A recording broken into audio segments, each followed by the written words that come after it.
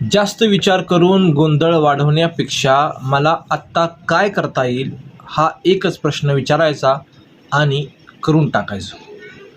आपण लोक कसे वागतो बघा, अजून वेळ नाही झाली, जरा सेटल झाल्यावर करू, पुरेसा पैसा, पुरेसा कॉन्फिडन्स आल्यावर बघू, असं म्हणत आपण थांबत राहतो.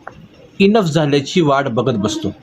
शिकायचं म्हटलं तर आपण मुंगीकडूनही शिकू शकतो. ती तिच्यापेक्षा 10 पट मोठं पान घेऊन चालली. ती विचार करत नाही की हे पान जरा जास्तच मोठं आहे, दुसरं कोणी येईल मदतीला तेव्हा नेऊ.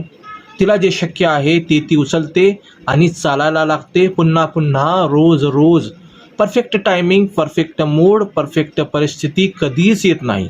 आहे त्या परिस्थितीत जे शक्य आहे ते करायला सुरुवात करा. थोडक्यात काय, परफेक्ट वेळेची वाट बघत बसू नका. मुंगी होऊन जमेल तेवढं उचलत राहा. सातत्यातच ताकद आहे.